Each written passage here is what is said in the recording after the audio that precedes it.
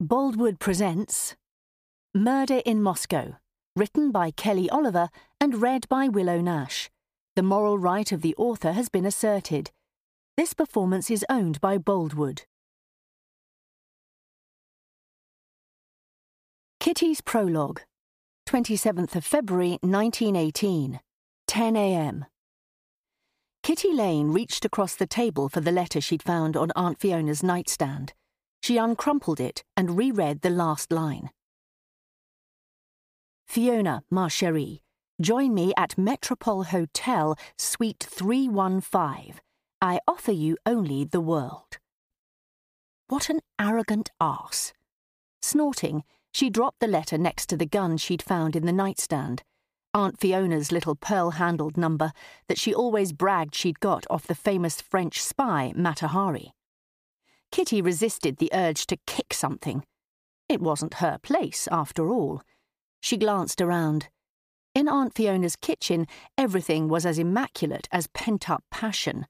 No red or proper pink, not forest green or even lime. Instead, pale colours, washed out and muted, from the scrubbed enamelled stove and the dust-free paraffin lamps to the pale pink ceiling and mint-green wallpaper. The cramped space exuded repression. Too bad Aunt Fiona had suddenly decided to follow her heart. Never a good idea. Kitty stared down at the letter.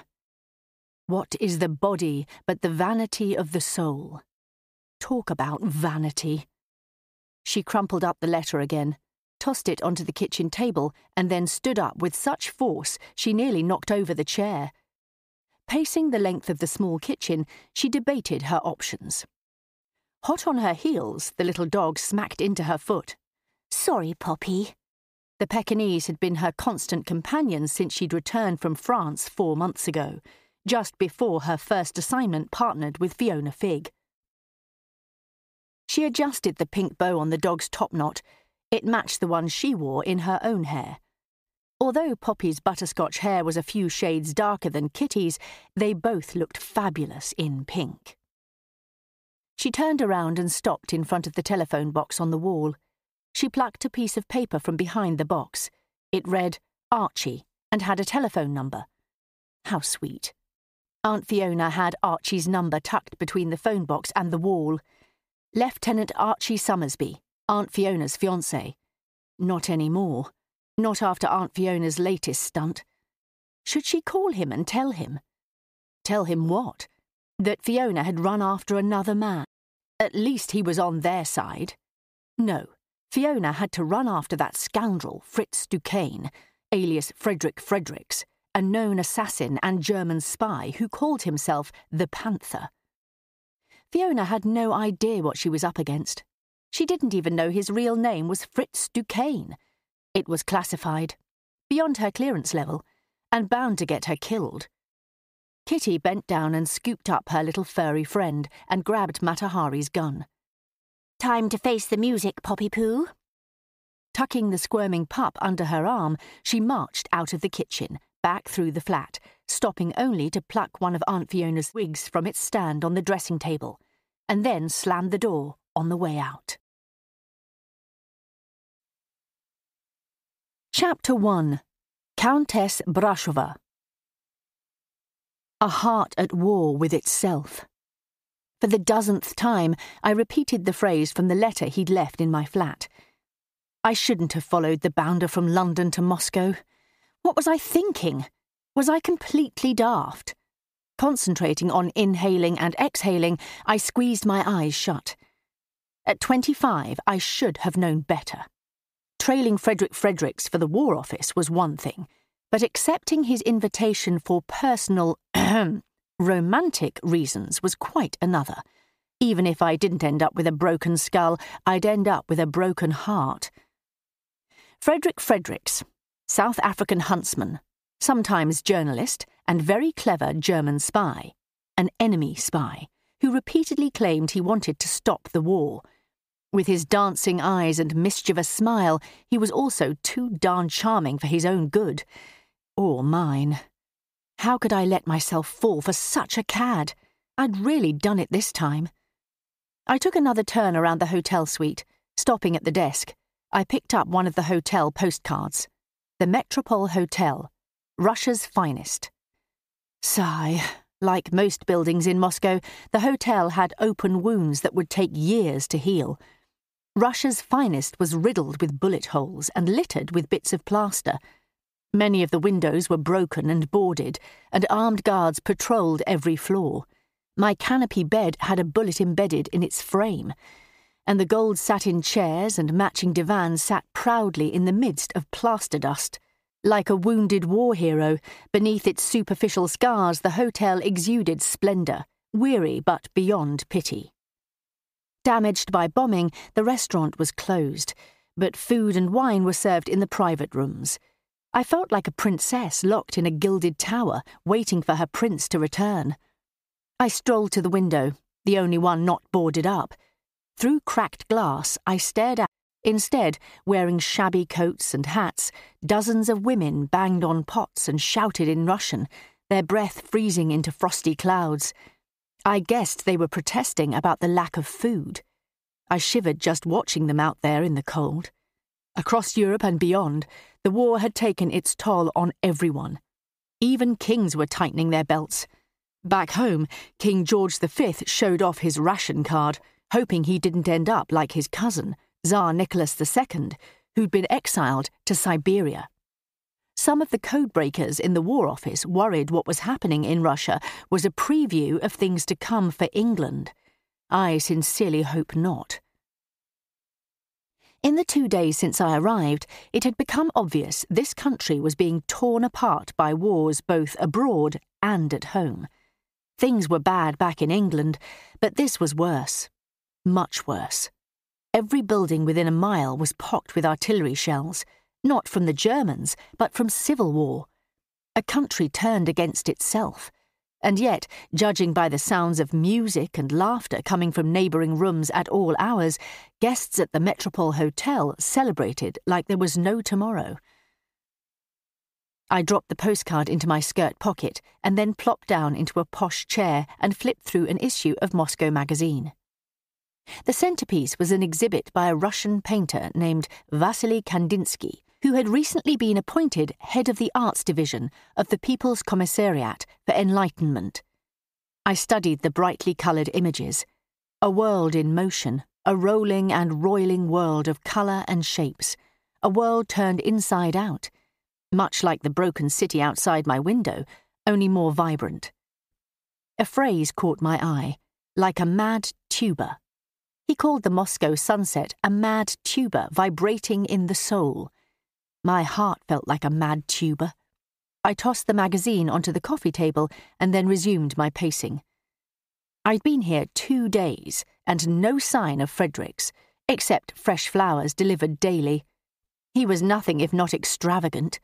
While everyone else had to wait for a glimpse of wild flowers in spring and felt lucky to dine on leftover war bread, Fredricks secured roses and dined on strawberries and champagne. Upon my arrival, a small card attached to the first dozen red roses read only, "Back soon, ma chérie." Back soon? Ha! Back soon was something you said when you ran down the street for a pint of milk or a bag of sugar, not when you disappeared into the murky political landscape of a war-torn country. The cards that came with the flowers had an odd insignia, an oval with a sword cut. Was it a clue to Frederick's whereabouts? There had to be a clue somewhere in this suite. A clue as to why he was in Russia. A clue as to why he invited me here. Not just to Russia, or Moscow, or the Metropol Hotel, but to Suite 315. I opened the closet again, as I'd done nearly every hour since I'd arrived. A woolen hunting jacket hung over a white ruffled shirt. On the same hanger, completing the ensemble, khaki jodhpurs peeked out below. Tall black boots stood underneath, creating the uncanny sense of a headless soldier standing at attention. I caressed the sleeve of the jacket, glanced around the suite, and then leaned forward to smell the collar. Sandalwood, moustache wax, and something else, something stalwart and dark. I slipped my hands into the jacket's pockets, closed my eyes and imagined an embrace. Fredericks, where are you? Why aren't you here? Wait, what's that? My fingertip brushed against the point of something. Something I must have missed the dozen other times I slid my hands into his pockets. I pinched the small box between my thumb and forefinger and withdrew it. A colourful matchbox adorned with a growling tiger. I turned it over. On the underside, in black pencil, were 3 cryptic lines. 0303BL 10:03 PM WRD. One of Fredricks's secret codes. Not a simple number-to-letter transcription. 0303. What was 0303? I resumed pacing. It helped me concentrate. Could it be a date? 3rd of March? 4 days from now. What happens on the 3rd of March? If it was a date, then the second entry would be 10th of March, over 1 week later. A rapping at the door interrupted my cogitations. Fredericks? My breath caught. He was back. I stuffed the matchbox into my skirt pocket and vowed to get the code out of him if I had to resort to torture. Or something more enjoyable. I smiled to myself. Not that torturing Fredericks wouldn't be fun. Quickly, I went to the dressing table and looked at myself in the mirror. I immediately regretted it. My swollen eyes were as purple as 2 plums, my cheeks as pasty as mealy pudding, and my lips dry and drawn. I patted my wig and adjusted my skirt. Sadly, no amount of patting or preening would make me pretty, even before lost loves, sleepless nights. I went to the door and stood there with my hand on the doorknob. I took a deep breath. Then another. Then another. Was I ready to face him? One more deep breath. Finally, I turned the knob and opened it. My heart sank. Not Fredericks, but the aging porter. Trailing him was an attractive woman wearing feathers and furs. With her perfectly oval face, deep melancholy eyes and long thin nose, she looked rather like a barn owl. Lips twitching, the porter introduced her as Countess Brashova. I peered out the door at her. Why in the world would a countess visit me? And what was proper etiquette when meeting Russian aristocrats? I extended my hand, thought better of it, and bobbed a curtsy. How do you do? She gave me the weakest of smiles. I'm afraid there's been a mix-up and the Countess needs your suite. The porter shifted from foot to foot. I'll have to ask you to vacate within the hour. His white moustache twitched. You've got to be joking. I blinked at him. Vacate within the hour. You're moving me to another suite. No, ma'am. He grimaced. We don't have any more habitable rooms. He stared down at his shoes. I'm sorry. I felt the blood drain from my face. He was throwing me out onto the street. Where will I go? I looked from the porter to the Countess. Neither said a word. I squinted at the porter. Has Mr. Fredericks checked in yet? Fredrick Fredricks? No, ma'am. He shrugged. No one by that name. But this suite belongs to him. He arranged for me to meet him here. He even put my name on the reservation. Could he have checked in under another name? Fredericks often used aliases. Over 6 feet tall, broad shoulders, long black hair and moustache. Devilishly attractive and irresistibly charming. Possibly wearing a slouch hat and jodhpurs, carrying a riding stick. I waved an imaginary stick. Wears a gold ring with a panther insignia. The porter and Countess Brashova exchanged glances. Duke Zakrevsky, they said in unison. A Russian duke. What would the cad think of next? Duke Zakrevsky. That name was familiar. Countess Brashova's eyes lit up. You know the Duke? She stepped out from behind the porter, removed a gloved hand from her fur muff and extended it to me. I'm Natalia Romanov, but my friends call me Natasha. Romanov, as in Tsar Nicholas. My mouth fell open. My husband, Michael, is his brother. Golly, the Russian aristocrat was actually Russian royalty. Wait a minute. I seem to remember something about the Tsar's brother being exiled in disgrace for marrying a divorcee. As a divorcee myself, I sympathised, but not enough to accept eviction. I wasn't about to sleep on the street, not even for the Tsar himself. I really don't have anywhere else to go, and I'm not about to... She squeezed my hand. Of course, I wouldn't think of letting you give up your suite. She smiled at the porter. Ivan, be a good boy and find me another room. With his white moustache and beard, Ivan was hardly a boy. And send up some tea. She turned back to me. And then you can tell me all about your friend, Duke Zakrevsky. Taking my arm, the Countess led me back into my suite. My suite. She'd invited herself in for tea. Sigh. I let her lead me to the small sitting area near the boarded-up window. How long have you known the Duke? Her accent gave her voice a purring quality, like a cat's before it pounced on an unsuspecting canary. Apparently, I was the only one who didn't know the Duke. The Countess took a seat on the divan across from me. Are the two of you close? The way she extended the word made it sound obscene. I nodded. After all, it was my proximity, or lack of, to the Duke that had turned the Countess from my heartless evictor into my bosom pal. The question was, why? What was Fredricks up to now? How do you know the Duke? I asked, relaxing back into the chair. Please, clue me in. Sprawling across the divan, she crossed her long legs. I was hoping you might introduce him to me, she said, chuckling. I've heard so much about him, and about you, of course. About me? Now I knew she was lying. She waved a hand in front of her face like she'd smelled something bad. You must know Comrade Lenin. The head of the Bolshevik government? Why in the world would I know Mr. Comrade Lenin? Are you friendly with Vladimir? She tightened her thin lips, which accentuated her owl-like features. Should I look for Fredricks in the Kremlin? I shook my head. How did he do it? Ingratiate himself to world leaders, from that American president, Teddy Roosevelt, to the Emperor of Austria.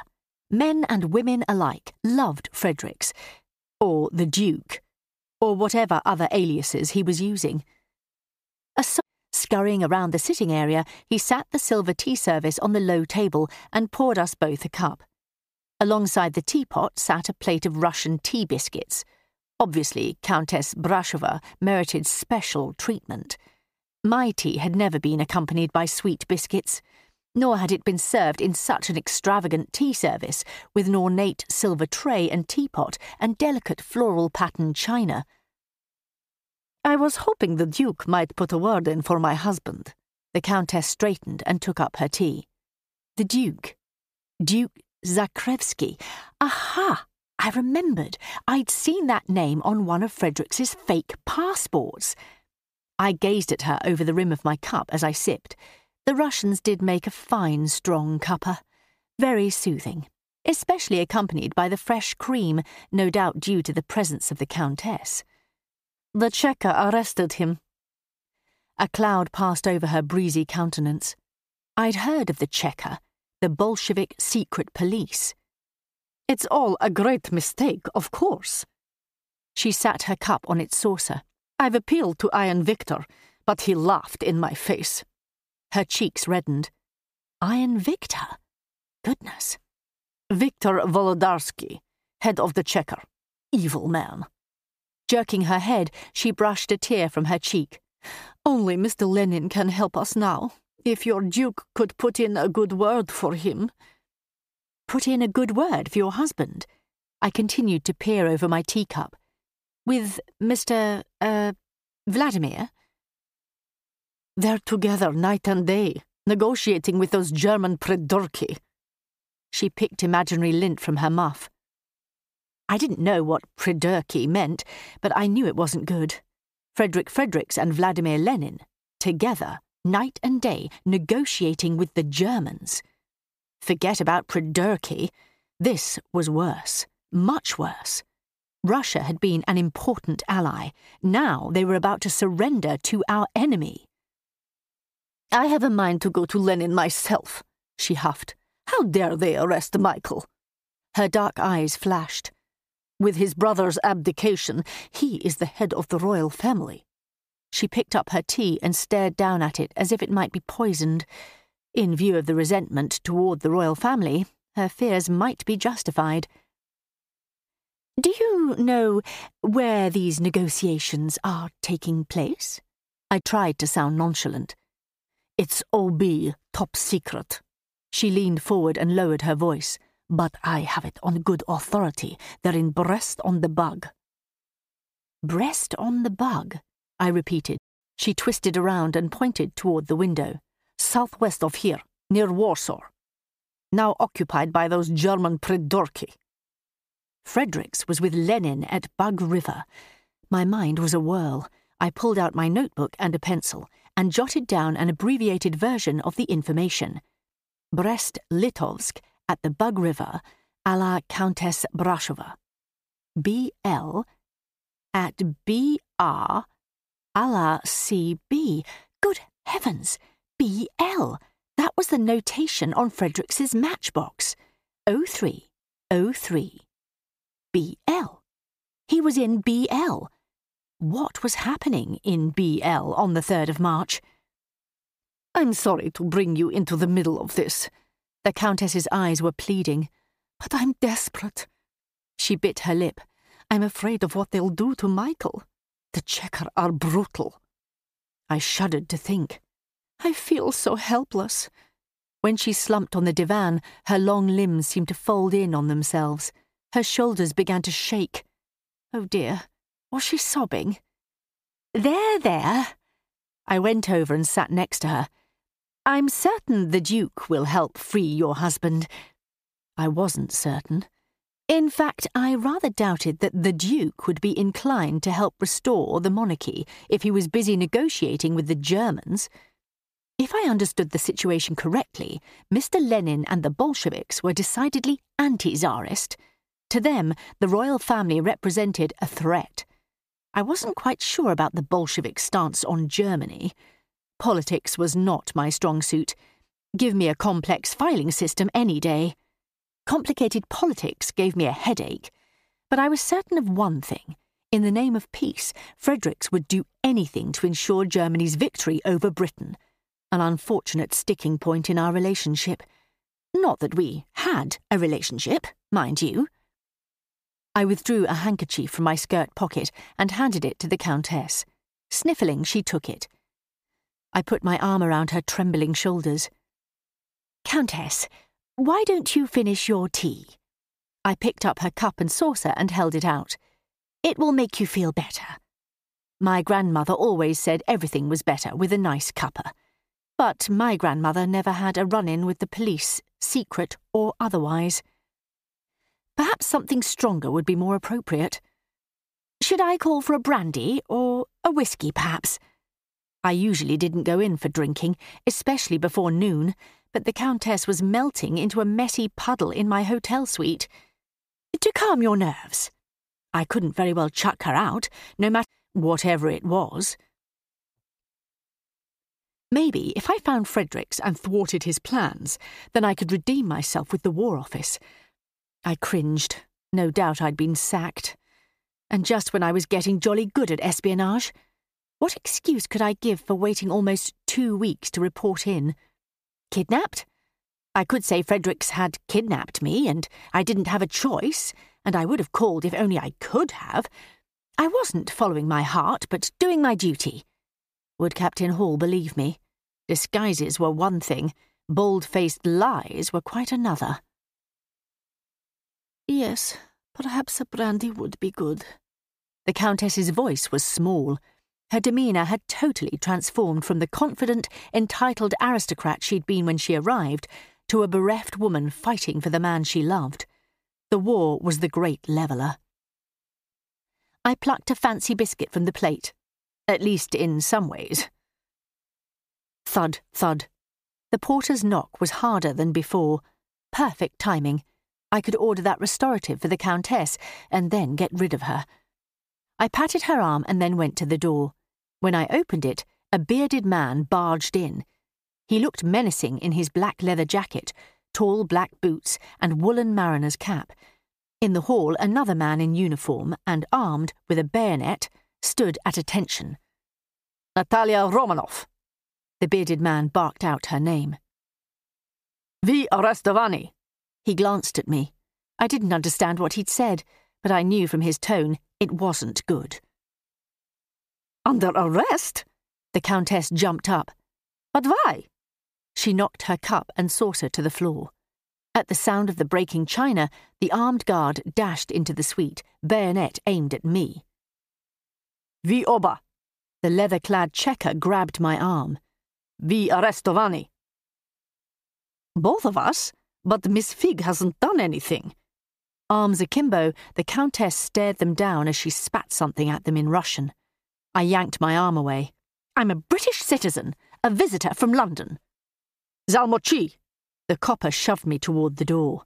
I lost my footing and fell. I hit the floor with a thud.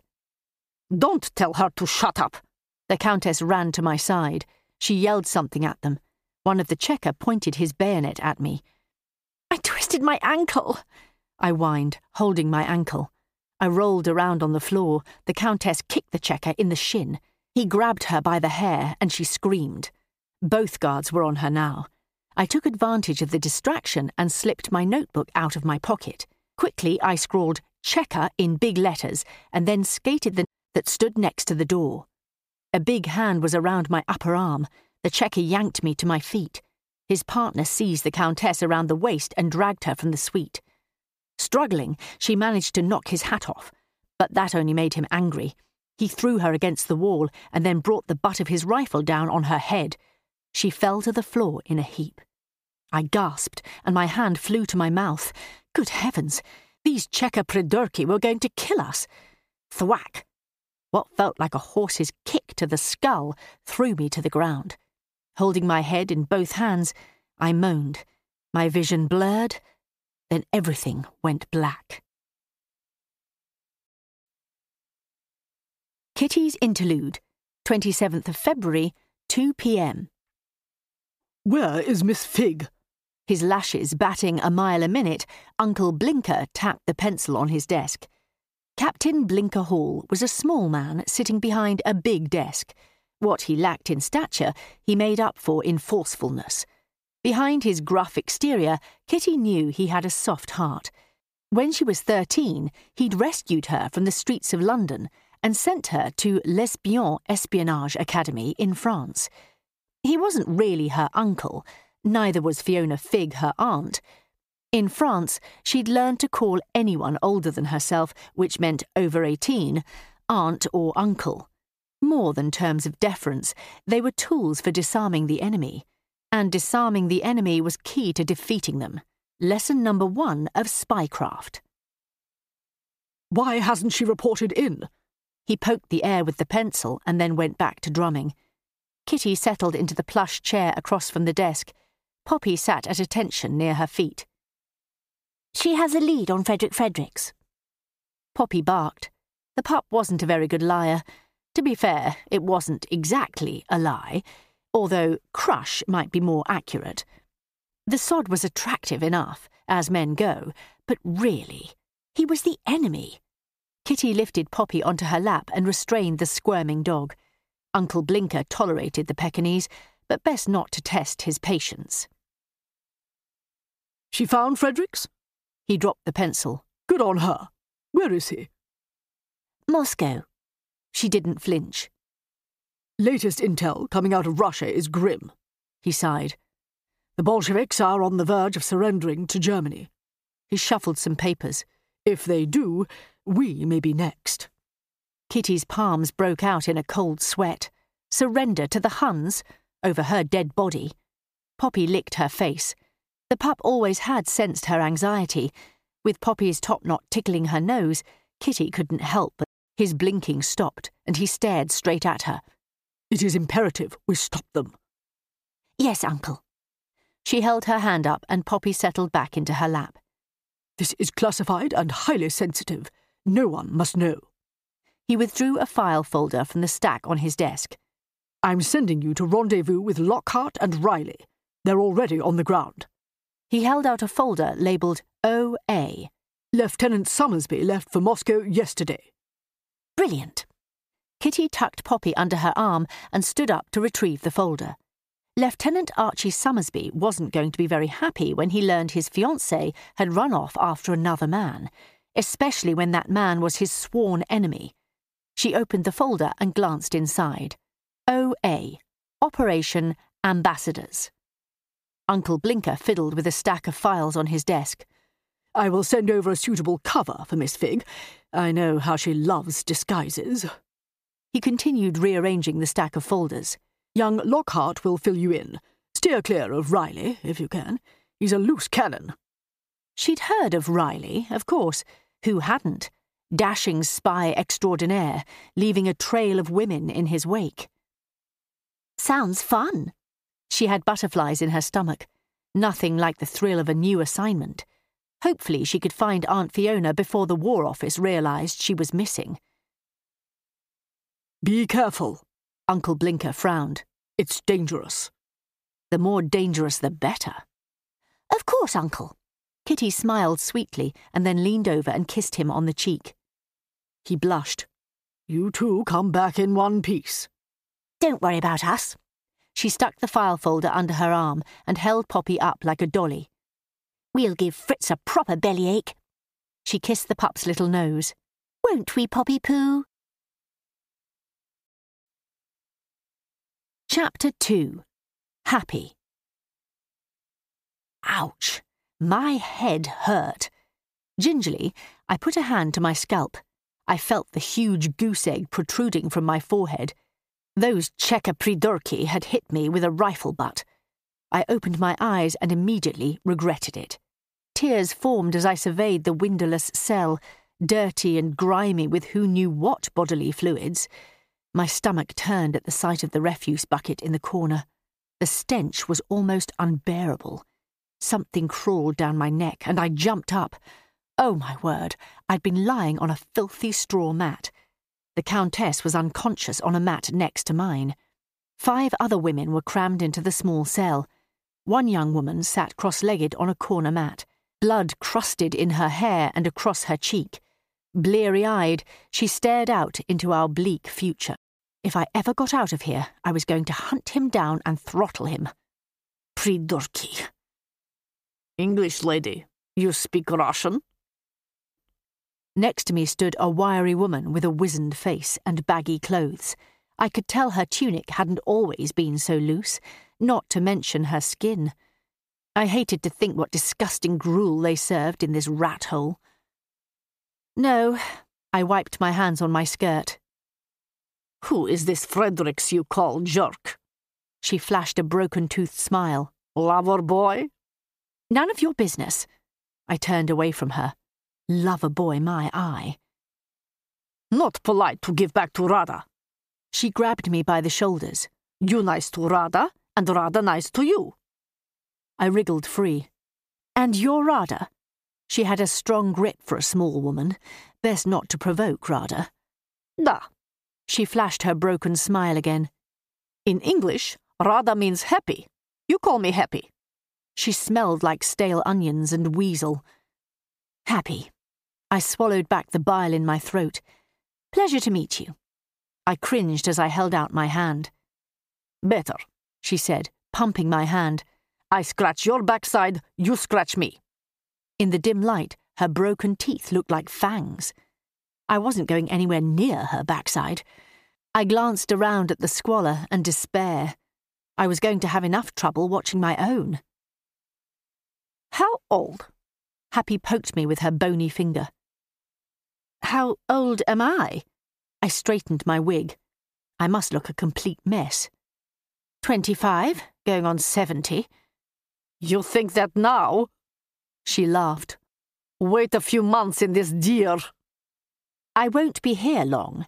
I don't belong. She cut me off. None of us belong. She waved a scrawny arm at our cellmates like the usher at a West End curtain call. You think you special, Vetka? No, but... I sputtered. What if I didn't get out? Surely Fredericks would come looking for me. Did he know I was in prison? Archie certainly wouldn't look for me. He'd given me an ultimatum. Marry him now or break it off. It felt like a rock dropped into the pit of my stomach. No one was coming. Vetka, you and your man, Fredericks. Happy gnawed on her fingernail. I imagined myself doing the same in a month and shuddered. Have any babies? No. I didn't bother telling her I couldn't have children. That was probably why Andrew had left me for his secretary.